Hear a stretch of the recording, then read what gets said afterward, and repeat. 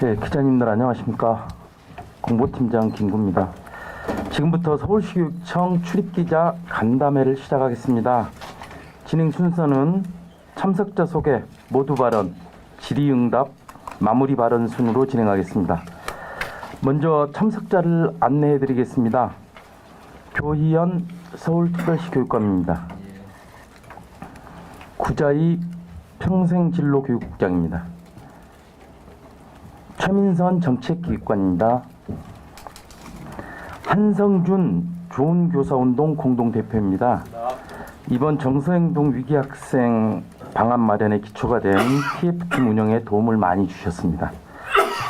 단상아리 두 분이 더 참석해 주셨습니다. 최경희 좋은교사운동 위기학생연구회 대표입니다. 문수정 좋은교사운동 위기학생연구회 수석연구원입니다.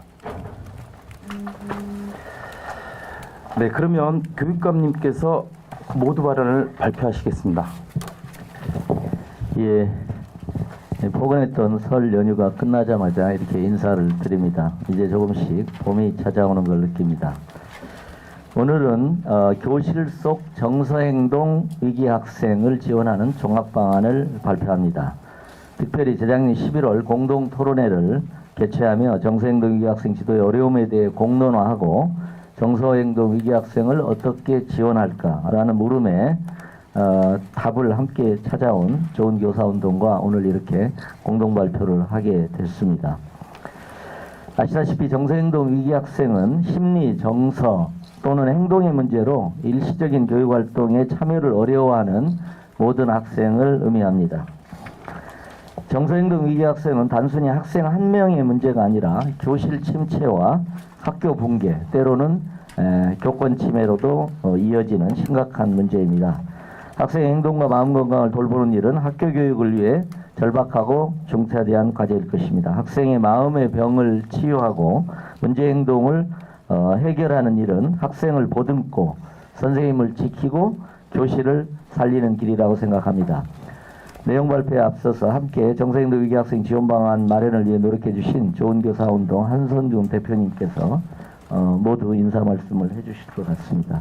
네, 특별히 저는 이게 굉장히 의미가 있다고 생각하는데, 우리가 보통 서울교육청의 여러 가지 정책이나 사업, 행정행위는 어떻게 보면은 이렇게 탑다운 방식이죠. 하향식 방식인데, 이렇게 좋은교사운동하고 정서행동 위기학생 지원 방안에 대해서 어떻게 보면 상향식으로 함께 해결 방안과 또 매뉴얼까지 이렇게 만들 수 있었습니다. 저는 이 모델이 다른 또 현장의 교원단체나 교사 그룹들하고 이렇게 함께 새로운 협력 사업들을 긍정적, 적극적 협력 사업을 만들어냈으면 좋겠다. 저는 꽤 영감을 받고 이 자리를 빌어 다시 한번 감사를 드립니다. 말씀하십시오. 반갑습니다.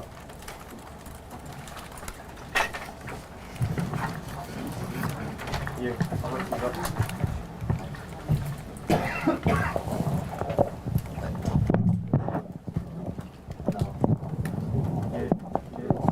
잘 들어가나요?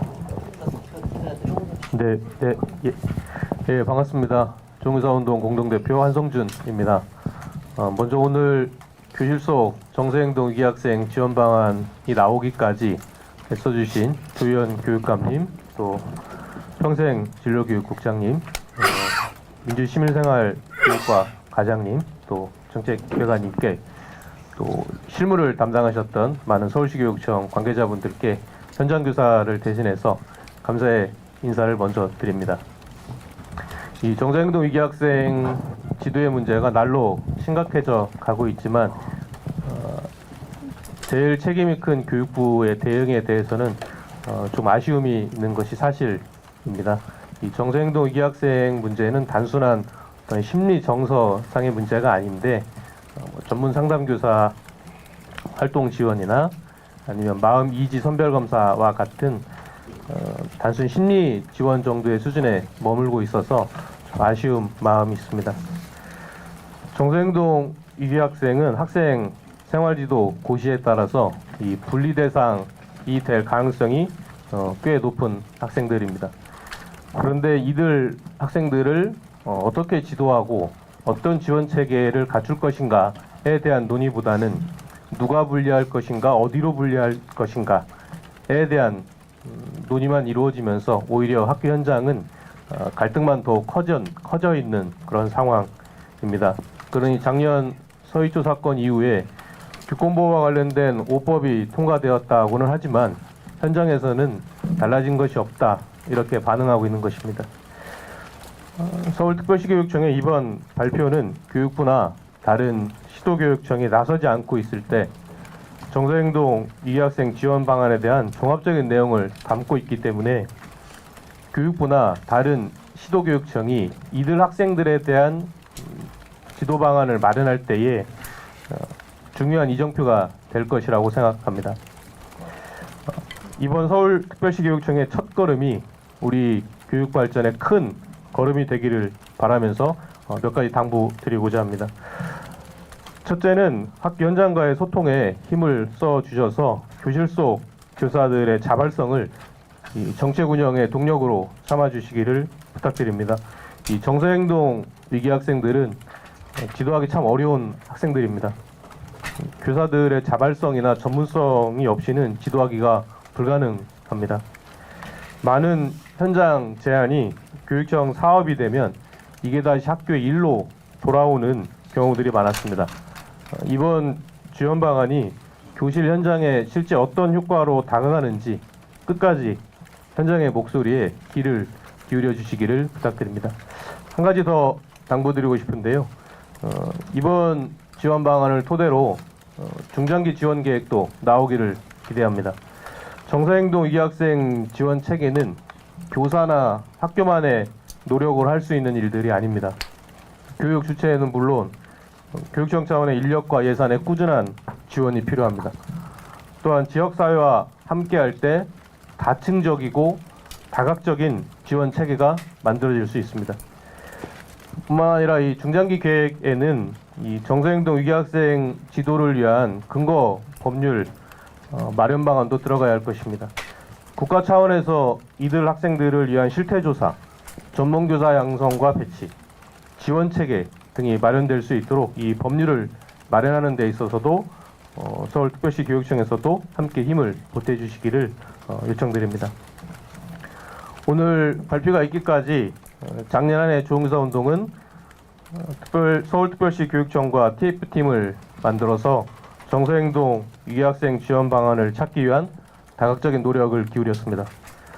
올해도 조응사운동은 정서행동 위기학생 지도를 위한 전문교사 양성 기본과정과 코칭과 과정, 또 일반 교사를 대상으로 하는 자율연수를 연중 계속 운영할 예정입니다.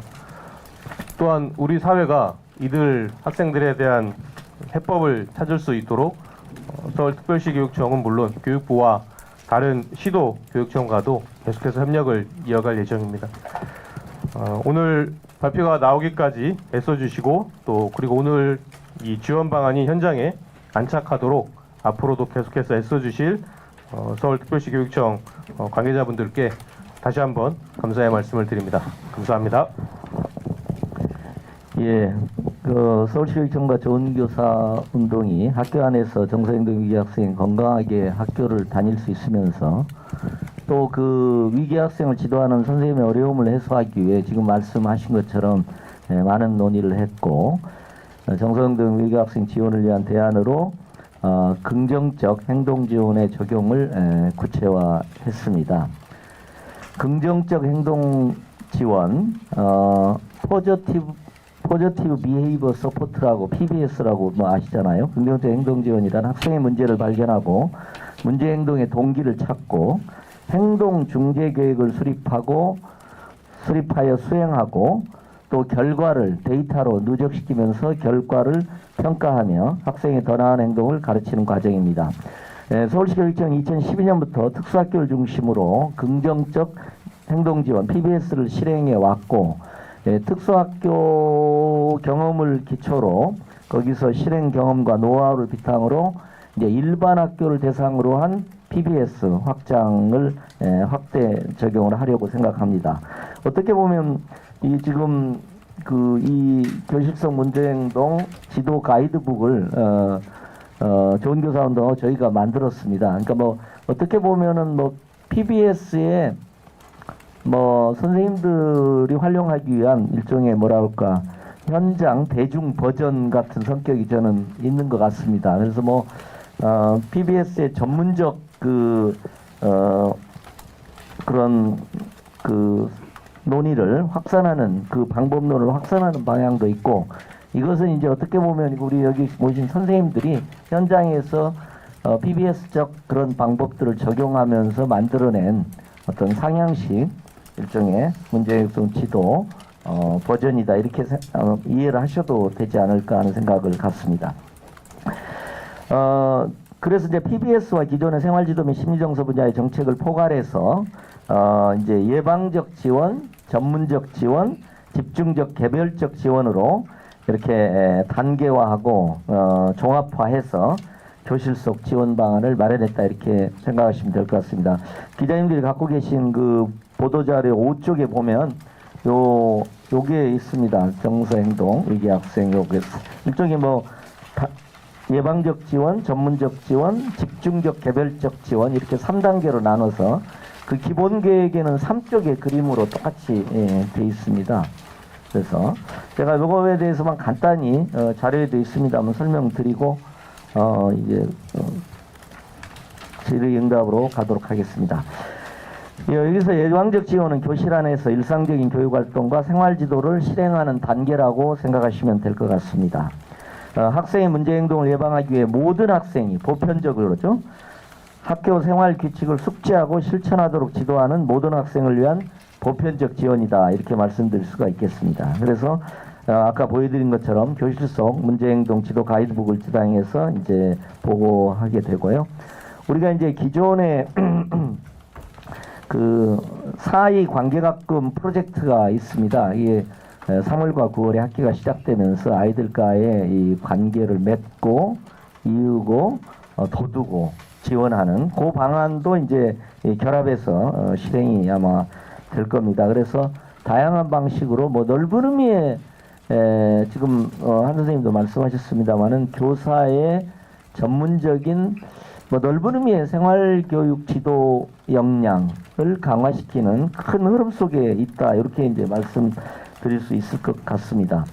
전문적 지원은 보편적이고 일상적인 생활지도를 했음에도 문제행동을 보일 때 전문가가 학교 현장을 직접 지원하는 단계다, 이렇게 생각하시면 될 것 같습니다. 그래서 3가지 유형이 있습니다.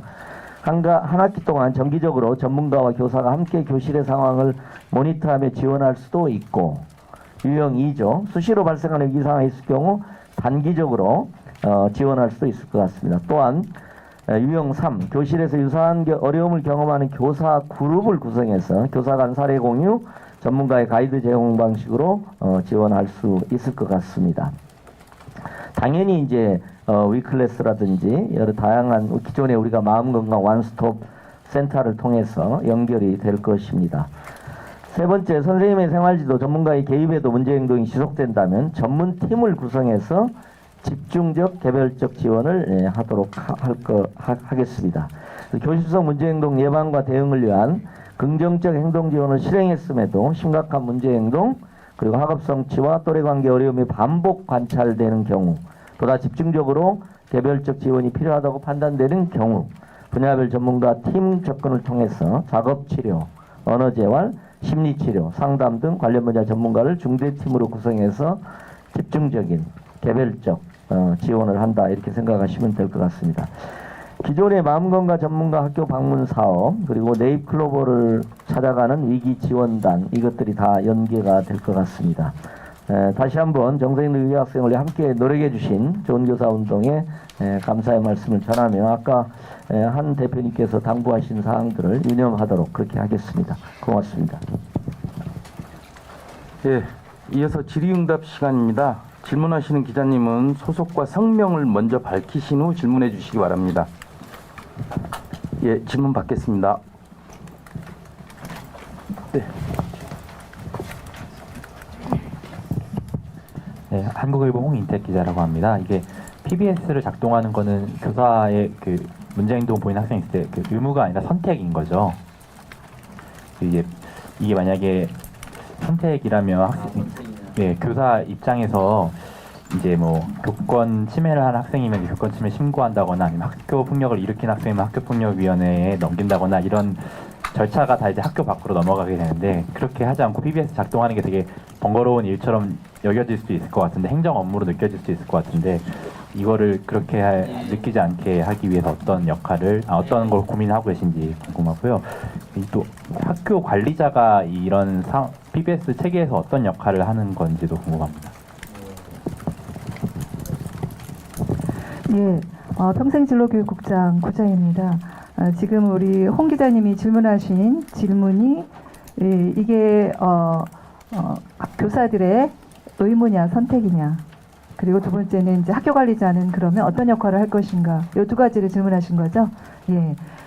지금 뭐 기자님께서 말씀하신 것처럼 학교 폭력 그 상황이 발생하거나 또는 아동학대라는 그런 상황이 발생을 하면 대부분 학교 내에서 이것이 해결되고 어떻게 조정이 되는 것보다는 법이 먼저 적용이 돼서 학교 바깥으로 나가서 이것이 해결되는 그런 그 상황이 점점 더 많아지고 있습니다. 근데 사실 학교라는 것은 어떤 법적인 그런 법을 집행하는 그런 기관이 아니고 그런 장소가 아니죠.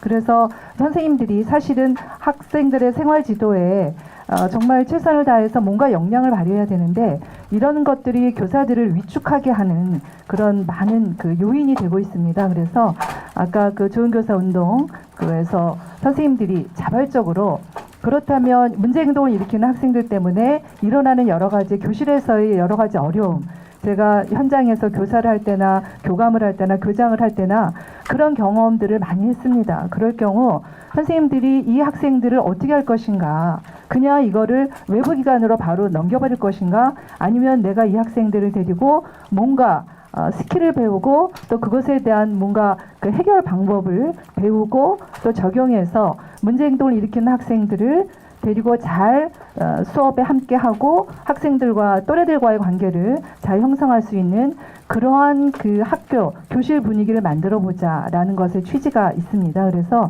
이거는 뭐 반드시 문제 행동이 일어났을 때 교사가 반드시 해야 된다는 어떤 의무는 아닙니다. 이거는 선생님들이 우리 반 아이들을 데리고 이런 문제 행동을 일으켰을 때 어떻게 직접적으로 적극적으로 개입해서 그 문제 행동을 줄여주고 예방하는 것인가, 이거는 교사의 순수한 자발적인 그런 그 행동 또는 자발적으로 뭔가를 해보려는 그런 의지라고 보시면 되겠습니다. 그렇다면 이거를 단순히 교사의 자발적인 의지와 동기로만 우리가 그냥 이렇게 바라볼 것인가, 그것이 아닙니다. 지금 교육감님께서 서두에 말씀하신 것처럼 이런 역할들을 선생님이 할 수 있도록 저희 교육청은 적극적인 우리 기자님들께 나눠드린 그 자료대로 적극적으로 저희가 행정적, 재정적, 또 교사들의 역량을 발휘할 수 있는 연수를 지속적으로 한다든지 또는 전문가를 직접 학교에 파견해서 선생님들을 컨설팅하거나 코칭한다든지 하는 그런 적극적인 지원을 할 것이고요. 그렇다면 학교 관리자는 어떤 역할을 할 것인가? 물론 학교 관리자가 이 부분에 대해서 적극적으로 동의하고 공감해 주셔야 되고 또 이 부분에 대한 이론적인 어떤 배경이나 이런 부분들에 대해서도 교장, 학교 관리자가 어떤 전문가적인 그런 수준에 있어야 된다고 생각을 합니다. 그래서 이 학교 관리자들을 대상으로 저희가 3월 초부터 학교 관리자를 대상으로 하는 교장 교감 회의라든지 또는 워크숍이라든지 또는 저희가 전문적인 그런 연수를 개설해서 우선 학교 관리자부터 이 PBS에 대한 관심을 높이고 그리고 그것이 학교에서 실현될 수 있도록 저희 교육청은 적극적으로 지원하고자 계획하고 있습니다. 네, 이상입니다. 네. 기자님. 네, 말씀 감사합니다. 국민일보 김용현 기자입니다. 두 가지만 여쭤보고 싶은데요. 하나는 이게 약간 통계적인 부분이라 바로 답변이 어려우실 수도 있겠지만 이게 최근 학생의 심리 정서적 뭐 문제가 급증하고 있고 교실 내 신체적 공격 뭐 이런 표현을 쓰셔서 요 취지를 설명해 주셨는데 좀 더 구체적인 수치가 담겨 있는 증가 자료가 있는지가 궁금하고 그리고 그 대표님 말씀해 주셨던 것처럼 이게 5법이 통과됐지만 아직도 학교 현장에서는 이런 문제점들이 해소되지 않고 있다고 얘기를 해주셨는데 구체적으로 어떤 문제들이 있는지를 조금 듣고 싶고요. 거기 이어서 그 지난해부터 그 일반 교실 현장에서 그 효과성을 봤다고 하셨잖아요. 그거에 대해서 그러니까 PBS라는 것이 딱 와닿지는 않는데 어떤 방법으로 이걸 적용해서 어떤 친구들이 어떻게 나아졌는지를 좀 구체적으로 설명해 주실 수 있으시겠어요?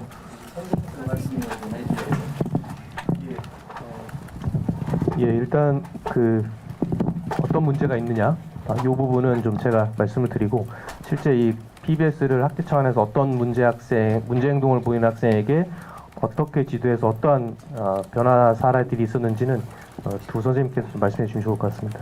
일단 교권보호 관련 5법이 통과되었지만 제일 안타까운 것은 이 분리 가능하다, 물리적으로 제지 가능하다 이렇게 되어 있습니다.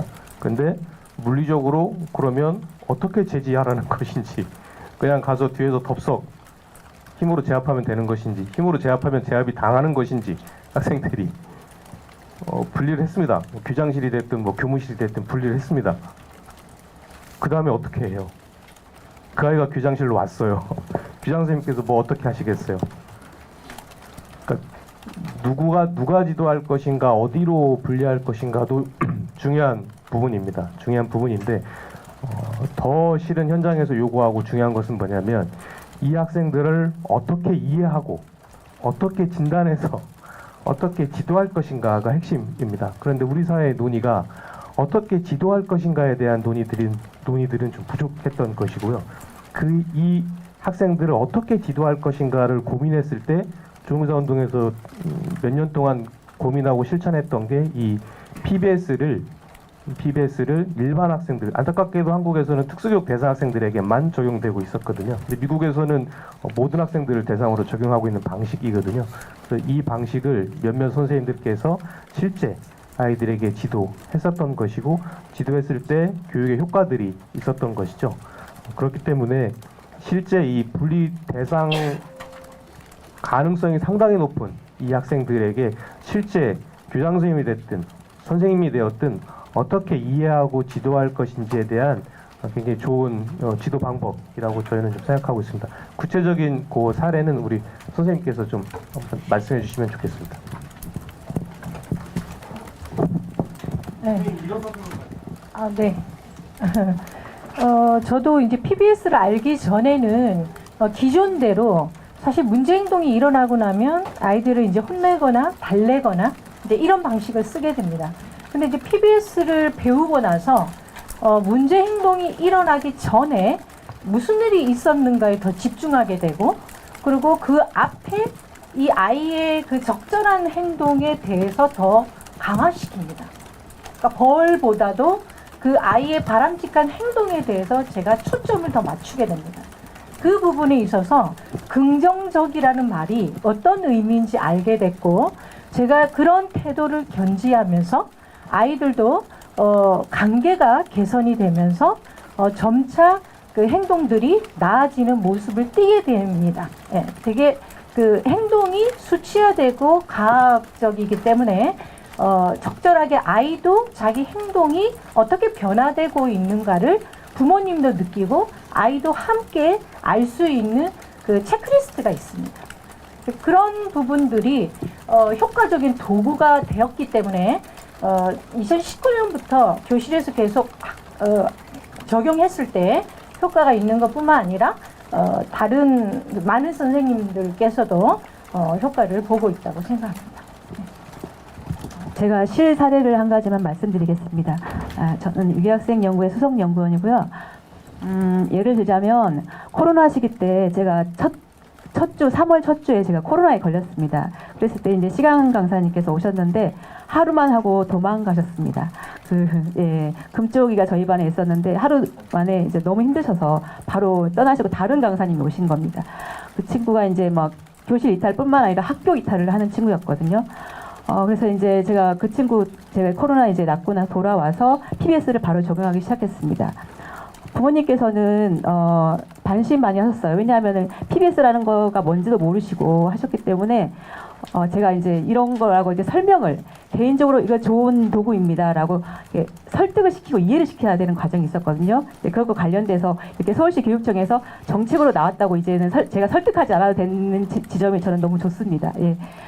그래서 그 친구 부모님께서 처음에는 반신 많이 하셨지만 그 아이의 행동이 조금씩 이제 변화되기 시작했거든요. 예를 들자면 수업 시간에 계속 노래를 부르면서 수업 방해를 했던 친구인데 대체 행동 개발이라는 게 있습니다. 그래서 그 친구가 방해했던 그 노래를 이제 저희 학급에 이제 어떤 한 달에 한 번씩 생일 잔치가 있는데 그때 노래로 기여하는 방식이라던가 음악 시간에 특별히 또 그 친구를 위한 어떤 자리를 마련한다든가 해서 대체 행동 개발 쪽으로 전환시켰습니다. 그래서 그 친구가 처음으로 아이들한테 우리와 박수를 받고 그것이 이제 그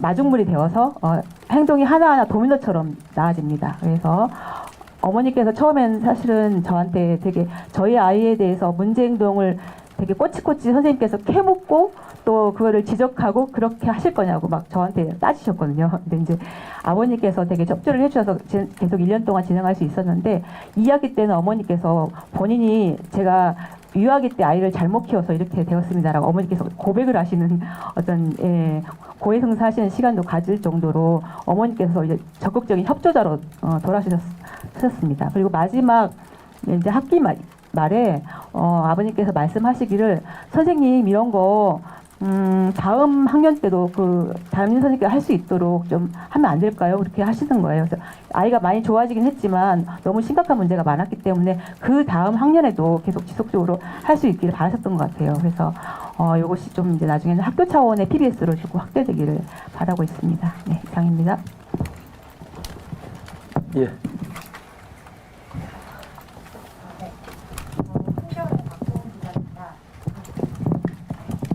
네, 저 한결의 박고은 기자입니다.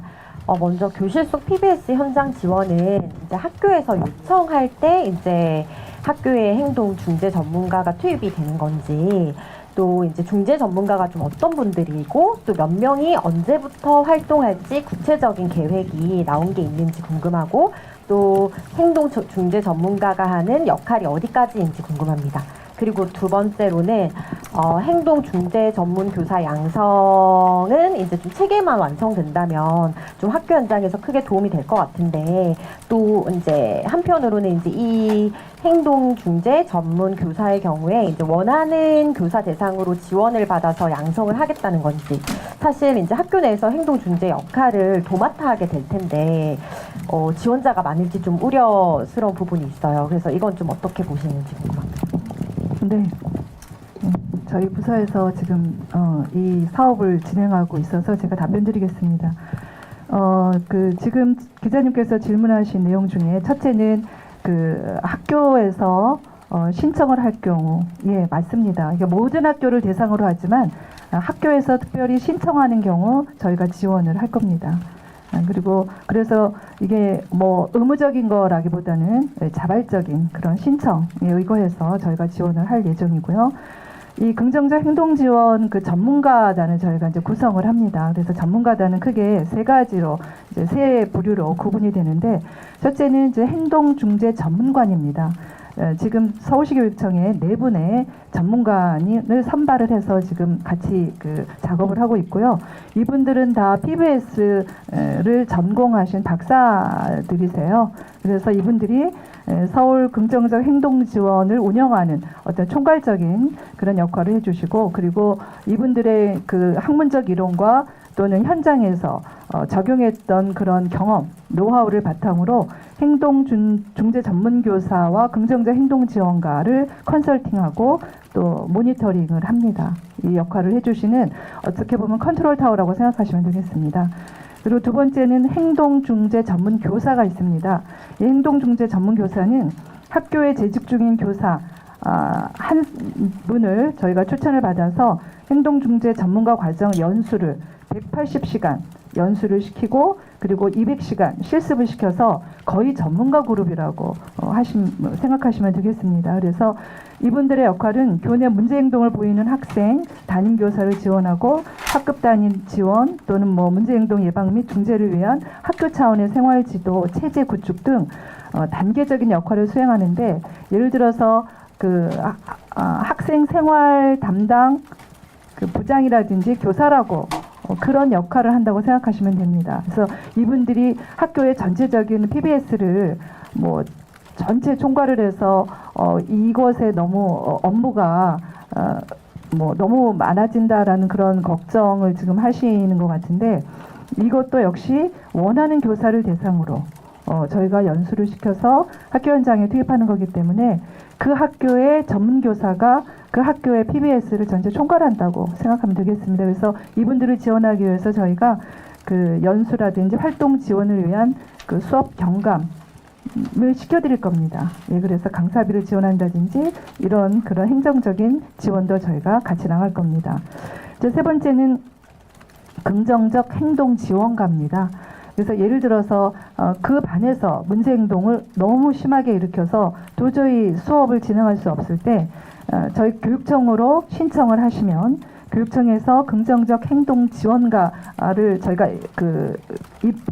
인력 풀을 저희가 보유하고 있다가 이분들을 학교에 파견시켜 드립니다. 그래서 퇴직 교원 중에서 희망 교원을 모집해서 저희가 이분들을 연수를 시켜서 그리고 전문가로 양성을 시키고, 그리고 학교에서 요청할 시에 문제 행동을 보이는 학생에 대해서 관찰한다든지 또는 자료를 수집한다든지 또는 모니터링을 지원한다든지 그 학교의 행동중재 전문교사와 담임교사를 도와서 그래서 학교 PBS가 원활하게 수행이 될 수 있도록 그렇게 저희가 준비하고 2학기부터 본격적으로, 지금 1학기에는 연수를 계속 진행을 시키고 그리고 2학기부터 학교에 적용하려고 준비하고 있습니다.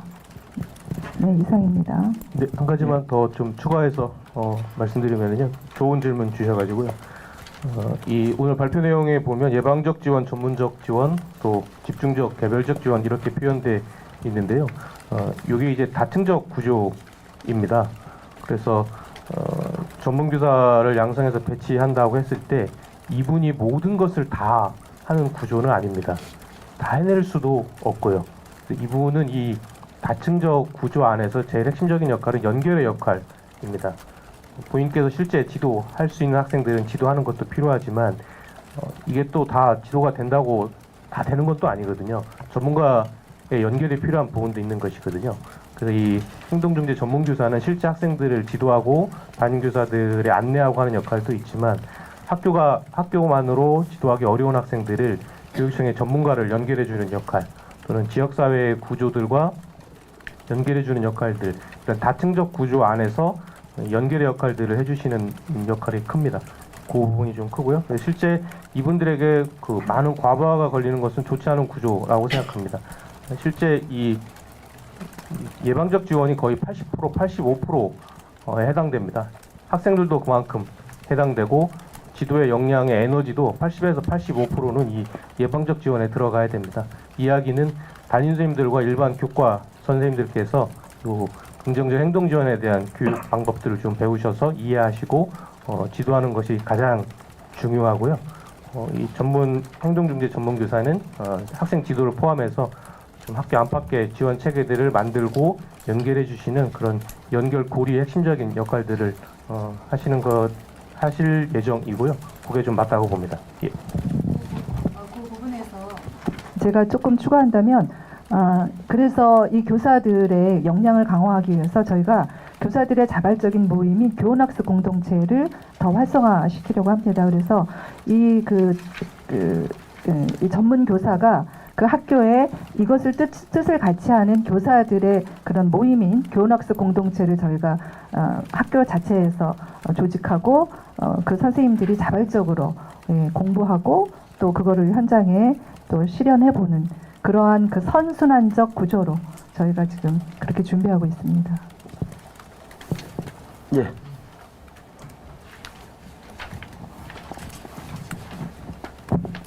예, 공감신문 오용재 기자입니다. 지금 말씀하신 중에 이 PBS 내용이 우리 한성준 대표께서 말씀하신 대로 예방적 목적이 가장 큰 것 같은데 오늘 여기 내용에 보면은 또 우리 고자희 국장님 말씀한 그 설명 주신 내용에서도 보면 직무 연수기 시간이 4시간 정도가 돼 있고 그다음에 또 일반 이제 올해 그 교원 역량을 강화한다는 차원에서 보면은 일반 교원들 기본 과정이 50명 정도 아마 이제 자발적으로 신청하신 것 같습니다. 그래서 이런 내용들이 이제 서울 시내에 최소한도 이 PBS를 담당하는 예방할 수 있는 그런 선생님들이 최소한도 이런 과정에 연수들이 필요하다고 보는데 그 기본적인 연수가 과연 4시간으로 충분할 것인지 그게 좀 의문이고요.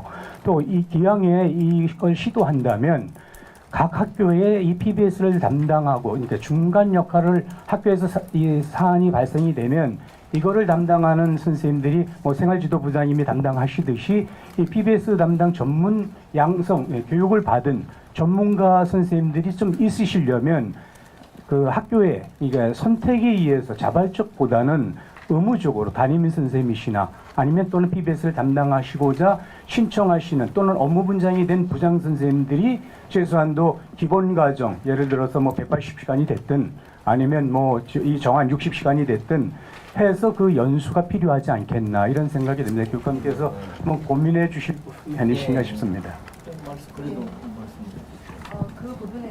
그 부분에서 저희도 이 계획을 수립하고 또는 현장에 그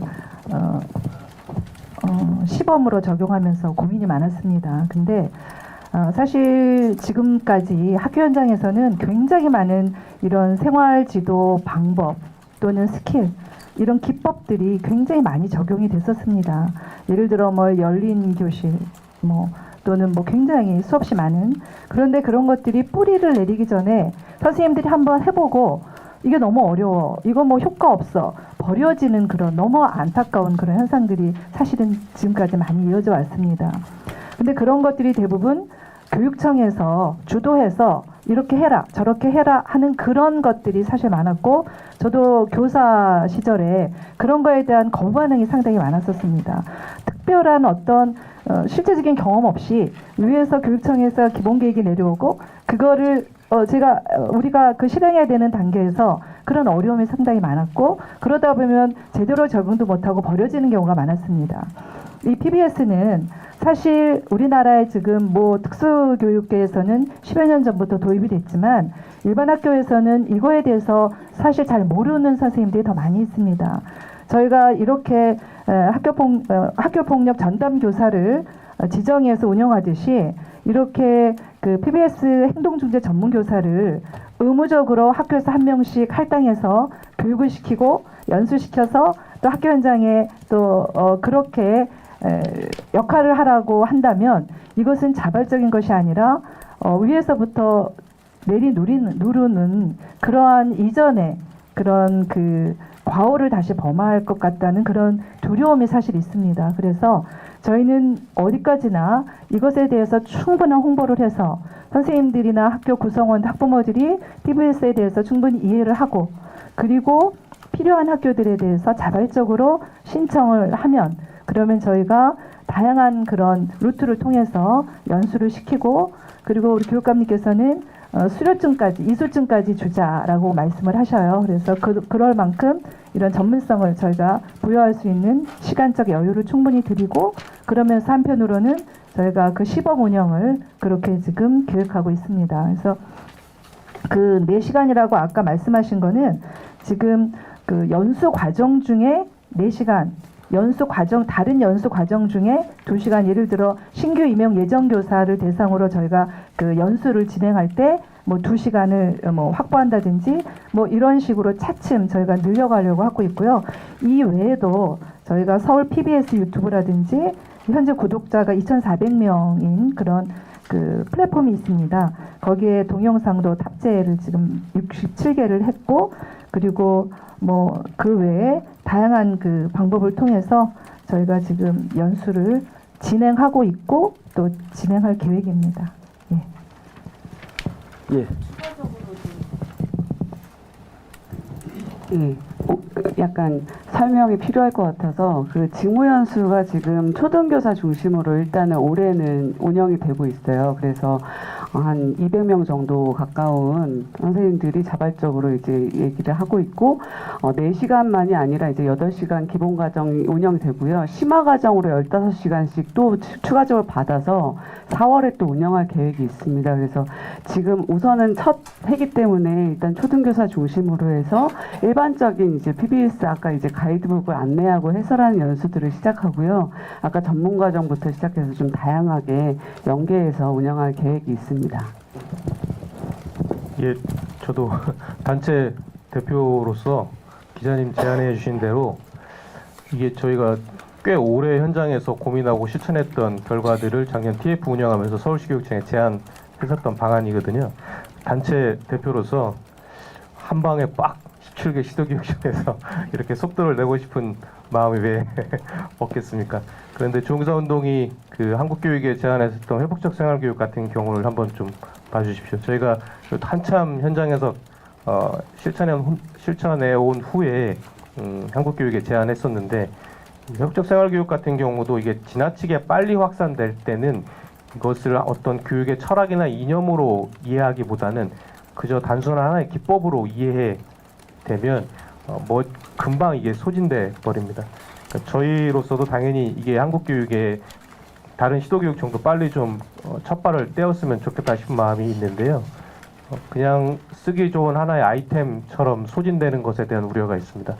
저희는 철저히 이 정생도 위기 학생들은 지도하기 참 어려운 학생들이기 때문에 강제로 한다고 해서 될 일이 아닙니다. 그냥 다 외부로 넘겨버리고 맙니다. 아까 첫 기자님 질문하셨던 것처럼. 이 부분은 밑에서부터 차곡차곡 하나씩 경험해보는 과정들, 또 교사가 교사 입으로 동료 교사에게 추천해주는 지도 방안, 이렇게 좀 밑에서부터 확산해가는 노력들이 가장 저는 중요하다고 보고요. 그렇지만 이것만으로는 되지 않고 또 교육청 차원에서 위로부터 오는 지원들도 같이 동시에 좀 있어야 한다고 봅니다. 그런데 지금 일반 학생 대상으로 PBS를 적용해보는 시점에서는 지금 시점에서는 우선 현장에서 더 많은 선생님들의 경험과 노하우들이 좀 현장 차원에서 좀 공유되는 일들이 지금은 좀 필요한 것 같고요. 저희도 좀 어느 정도 잘 좀 뜸이 들여지면 설익지 않은 상태에서 한국교육 전체에게 좀 기여할 수 있었으면 참 좋겠습니다. 예.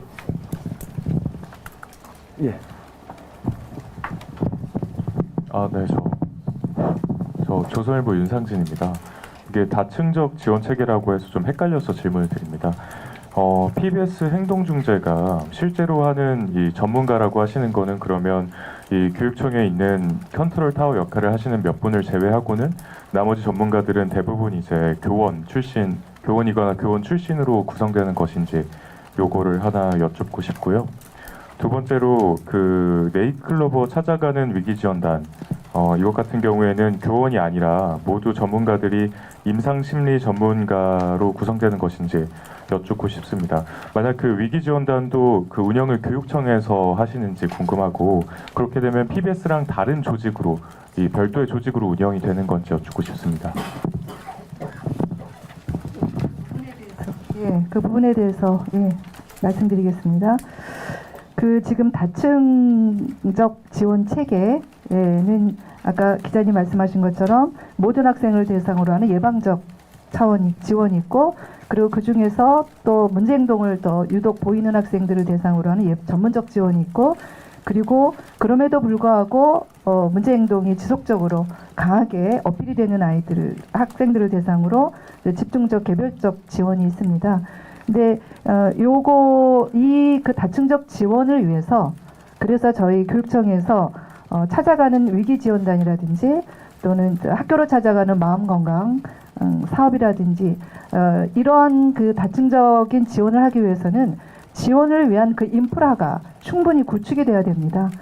사실 전체 학생을 대상으로 하는 예방적 지원이나 또는 뭐 전문적 지원, 이것도 다 교사들이 그런 생활지도 역량을 배워서 그래서 해결할 수 있는 부분도 있지만 그 교사들의 한계를 넘어가는 그런 학생들이 있거든요. 그래서 이런 학생들을 위해서 우리 교육청은 이미 마음건강 원스톱 센터를 전문 상담사로 구성이 된 운영하고 있고, 또 학교에도 위클래스라든지 위센터라든지 이런 그런 지원 체계가 이미 시스템이 구축되어 있습니다. 여기에 그 집중적, 개별적 정말 이 학생은 정신건강 쪽에 그 전문가의 집중적인 치료가 필요한 아이들이 있습니다. 그래서 이런 학생들을 위해서 찾아가는 위기지원단, 이 찾아가는 위기지원단은 임상심리 병리사라든지 임상심리 전문가라든지 또는 직접 이런 심리상담을 전공한 그런 의사라든지 이런 분들로 저희들이 다 인력풀을 구축하고 있고요. 그리고 학교로 찾아가는 학방 사업도 역시 마찬가지로 그 분야의 전문가들, 박사급 이상 이런 분들로 저희가 그 지원단을 구성해서 학교에서 요청이 오면 바로 학교로 투입이 되는 그런 시스템으로 지금 운영하고 있고 올해는 더 확대할 예정입니다. 예, 한 두 분 기자님만 질문을 받고 마치도록 하겠습니다.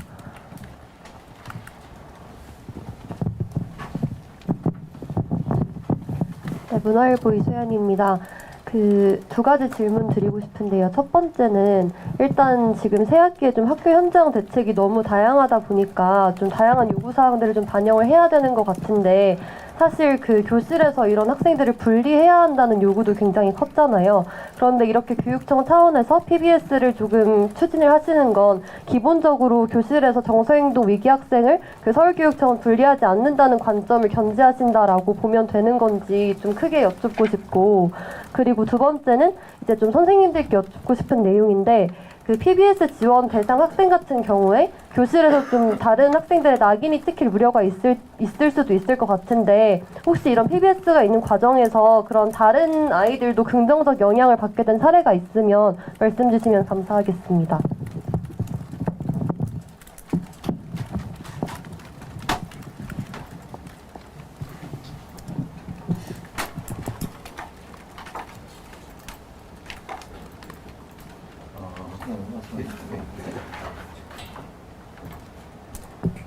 예, 민주시민생활교육과장입니다. 방금 말씀 주신 내용 중에서 생활고시에 의한 분리가 먼저냐 아니면 우리가 이 대책을 하기 위한 이 지원 방안과의 관계는 어떤 것이냐에 대한 첫 번째 질문이 맞나요? 예.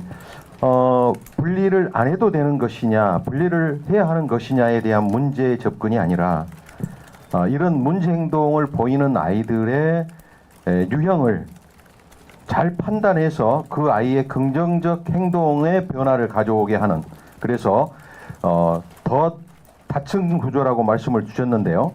전문적 지원이 필요한 학생들을 줄여가는 보편적 지원 단계에서 그런 학생들이 많이 나타나지 않게 하는 것이 먼저입니다.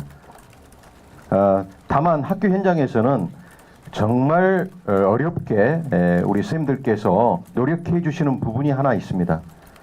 지금 현재도 학교폭력 사안이 일어났을 때 약 70%에서 75% 정도는 학교장 자체 해결제를 추진하고 있습니다.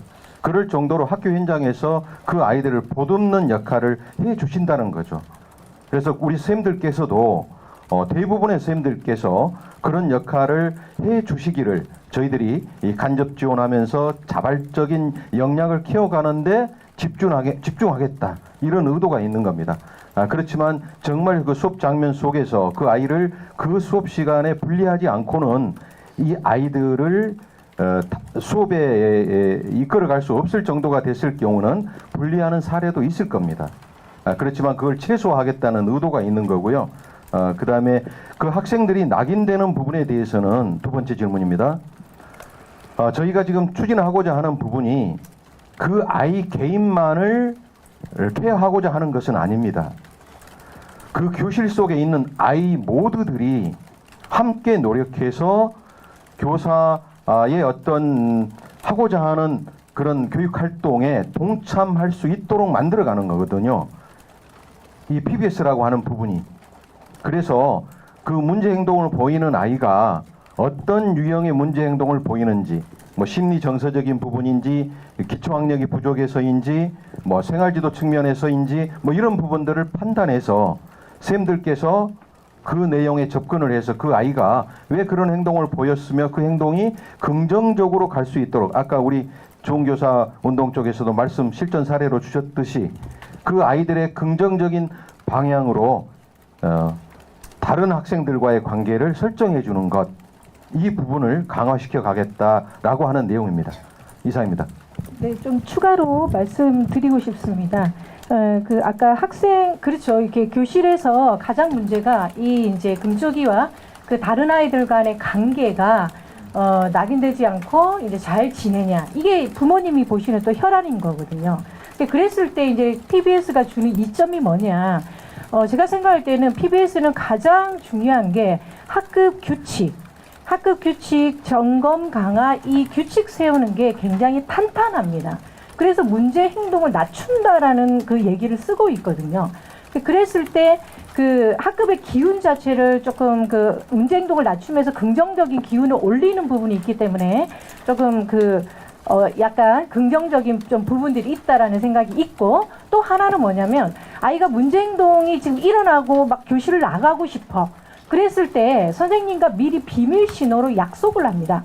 그래서 아이가 너무 힘들거나 그럴 때 뭐 스님한테 손을 움직인다든지 이렇게 하면, 내가 끄떡끄떡 하면 걔가 이제 알아듣고 화장실을 한 번 정도 나갔다 온다라는 것을 비밀 신호로 허용하고 아이가 약속이 되어 있는 거죠. 그러다 보니 교사가 부정적인 행동이 아니라 긍정적 행동에, 그러니까 적절한 행동에 초점을 계속 맞춘다라고 제가 말씀을 드린 게 아까 대체 행동이라는 이유도 그 이유입니다. 그렇게 이제 긍정적인 행동에 초점을 두고 같이 만들어가고, 행동 약속 체크리스트 또한 아이의 긍정적인 그 목표 행동을 두고 칭찬 강화를 계속하는 시스템입니다. 그 작동이 되어 있기 때문에 훨씬 더 그 관계가 좀 더 수월한, 교사와 친구와의 관계가 좀 설정이 되는 그런 부분들이 있습니다. 성함이 어떻게 되세요? 네, 저기 위기학생 연구의 대표입니다. 최경희 대표입니다. 네, 최경희입니다. 예. 지금 조은교사분들이 위기학생 연구회 대표신 거죠. 예. 문수정 선생님.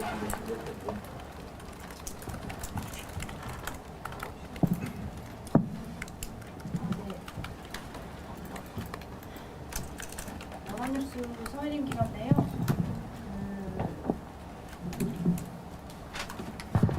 네, 연합뉴스 서혜림 기자입니다. 저 이번에 보니까 대책에서 2-1의 마음건강 원스톱 센터의 의사 방문이랑 3-1의 마음건강 전문가 학교 방문, 그리고 3-2의 위기지원반 운영, 여기 셋 다 어떻게 보면 정신과 의사들이 개입될 수 있는 거던데, 이게 학부모 입장에서는 자기 아이를 이제 정신과 의사랑 이제 대면하게 하는 걸 좀 거부하는 분도 있으실 거 아니에요. 그랬을 때 이제 교사가 원하는데 학생이나 학부모가 원치 않으면 이분들이 투입이 안 되는지 궁금하고, 또 이 규모가 3-1과 3-2는 제가 듣기로는 한 15명 총 그 정도 된다고 들었거든요. 근데 학교 수가 너무 많은데, 이런 학생들 너무 많을 텐데 이거를 그 뭐 선착순으로 마감을 하는 건지, 정신과 의사 한 명이 그런 뭐 수백 명의 학생을 볼 수도 있는 건데 현실적으로 너무 적은 수 같아서 더 늘릴 계획이 있으신지 그게 좀 궁금합니다. 지금 저희가 가장 고민하고 있는 부분도 우리 기자님이 지적한 대로 학부모 동의가 없이 이게 과연 가능한가, 그 부분입니다. 사실은 지금까지는 학부모 동의가 없으면 저희들이 원하는 대로 그 학생 지도를 할 수가 없는 게 사실입니다. 그런데 이번에 학교생활고시에서 학부모가 동의하지 않아도 정상적인 그런 수업을 교사가 수업권을 행사할 수 없을 때 그 학교장은 긴급으로 그 학생을 그 현장에서 빼서 가정학습을 시킬 수 있도록 부모에게 강력하게 권고할 수 있는 그런 그 조항이 있습니다. 새로 그 조항이 생겨서 그래서 저희가 거기에 좀 현장에서 힘을 받고 있는데, 사실 그 부분도 좀 어려운 부분이 많이 있습니다. 그래서 지금 그 국회의원 중에서 모 의원께서 지금 학부모의 동의 없이 그런 문제 행동을 일으키는 학생들에 대해서 강력하게 현장에서 빼서 정신과나 하여튼 전문적인 치료를 받을 수 있도록 하는 그렇게 그 법을 지금 상정해 놓았습니다. 그래서 그 법이 빨리 통과되도록 그 의원님, 그 기자님들께서도 관심 가지시고 적극적으로 좀 홍보 좀 해주시기 부탁을 드리겠습니다. 그리고 두 번째는 지금 이런 학생들이 많은데 현재 가지고 있는 지원 체계가 이걸 충분히 아이들을 지원할 수 있는가 그 문제를 질문하신 거죠. 예. 사실 이 학생들이 우리가 지금 문제행동을 일으키는 학생들이 돌발적으로 그러니까 너무나 크게 사회적인 이슈를 일으키는 그런 사안들이 좀 여러 건 있어서 이런 학생들이 굉장히 많다라고 생각을 하는데 사실은 그렇게까지 정신과 상담이 필요하거나 또는 자해나 자살 극단적인 그런 행동까지 가는 그런 학생 수는 사실 그렇게 많지는 않습니다. 그럼에도 불구하고 저희가 어쨌든 그런 학생들이 발견이 되면 저희가 위기지원단 학교로 직접 지원을 하고요. 그래서 저희가 이번에 학교로 찾아가는 학교 방문 사업은 지금 4개의 거점 구역으로 나누어서 지금 지원을 하고 있고 한 개 예를 들어 고대구로병원 같은 경우는 이 남서부권을 지금 지원을 하고 있습니다. 근데 거점병원인 고대구로병원에 연계해서 지원해주는 또 그 병원들이 또 여러 그 병원들이 있습니다. 그래서 그 부분은 저희가 차츰 확대해 나갈 예정이고요.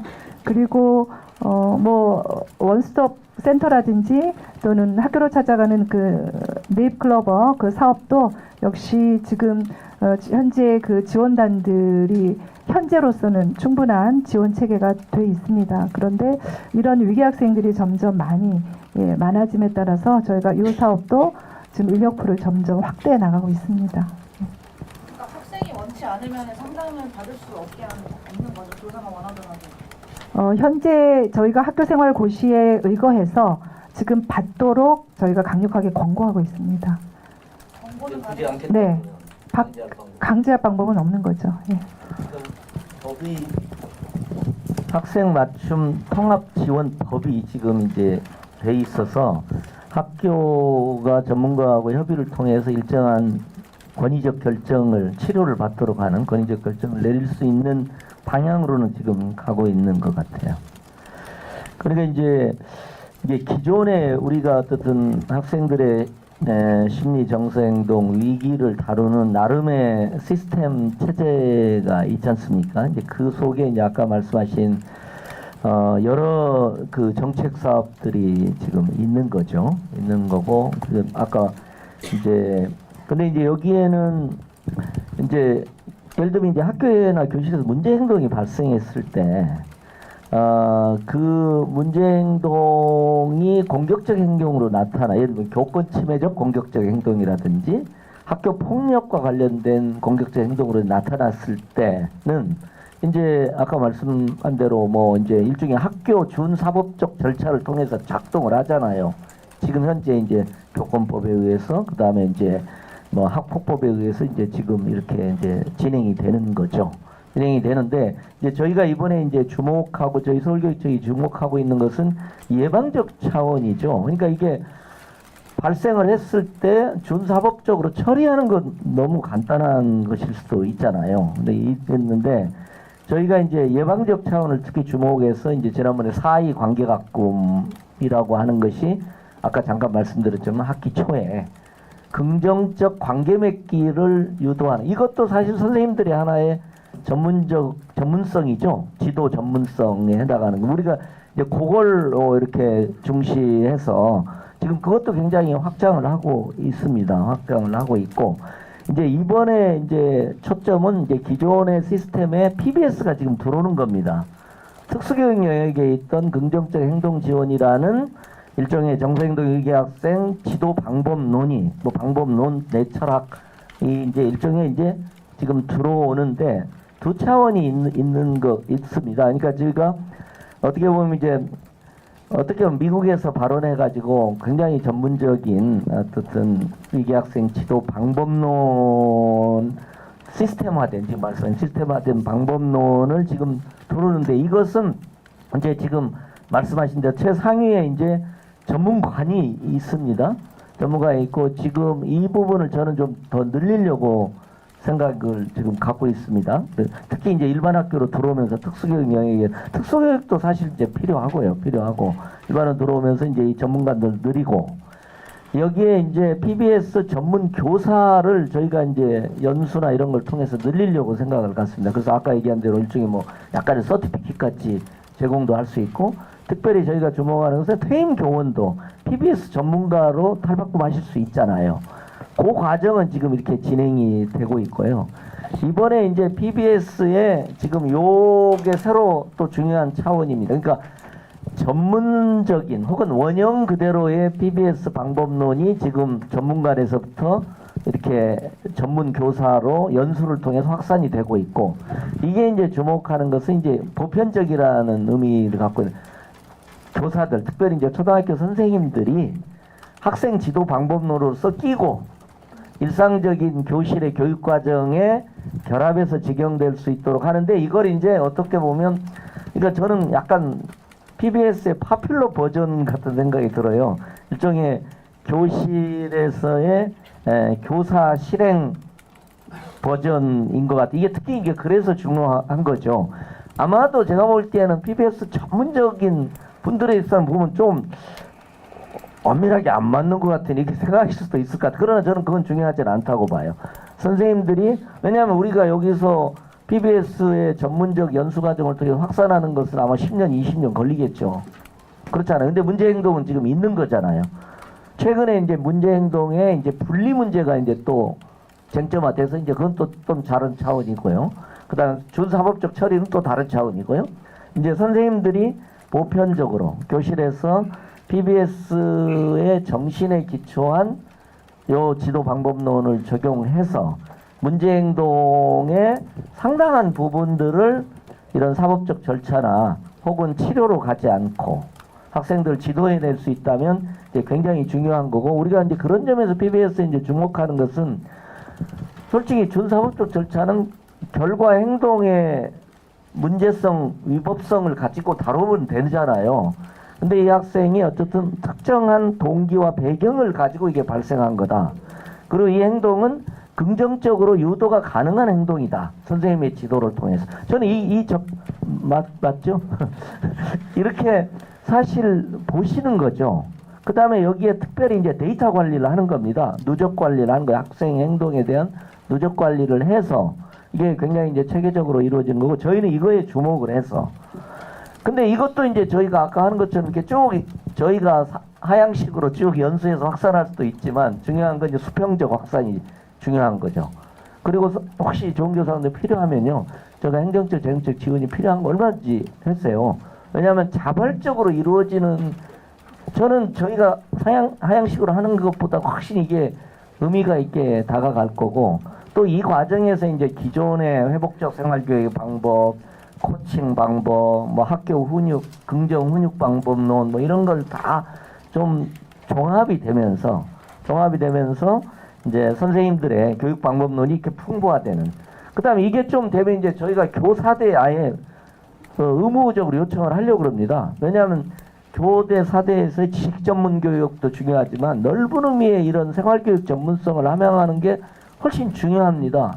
그래서 이제 이게 조금 되면 저는 모르겠어요. 그게 이제 PBS를 좀 필수 과목 해주십시오 이렇게 요구하는 게 맞을지 뭐 저희가 얘기한 이런 것들을 좀 필수 과목으로 하는 게 맞을지 그런 요청까지도 저는 드렸으면 하는 생각들을 지금 갖고 있습니다. 어쨌든 연수 과정을 통해서 최대한 선생님들의 손에 이걸 좀 쥐어드리도록 이렇게 하고 마지막으로 아까 이 마음건강 전문가 학교 방문이라든지 좀에 네이클로버 위기지원단은 약간의 이제 치료적 과정이죠. 교육, 심리정서적 상담, 치료면 치료적 과정이 조금 들어가는 겁니다. 왜냐하면 학생의 문제행동이라는 게 치료가 필요한 행동 범주들이 있으니까 이제 그것대로 하고 지금도 이제 의사들이 학교 방문하는 게 지금 4개밖에 안 되는데 저희가 지역청별 11개로 그것도 이제 확대하려고 지금 생각이 하고 있고 이제 네이클로버 위기지원단도 이제 수를 더 확장을 해서 저는 더 많은 이런 혜택을 우리 학생들이 볼 수 있도록 이렇게 생각을 하고 있습니다. 배아적 기준 질문 됐습니다. 어떻게 교육감님 이거 마무리 말씀으로 예, 교육감님께서 마무리 말씀을 하셨습니다. 이상으로 서울시 교육청 출입기자 간담회를 마치겠습니다. 감사합니다.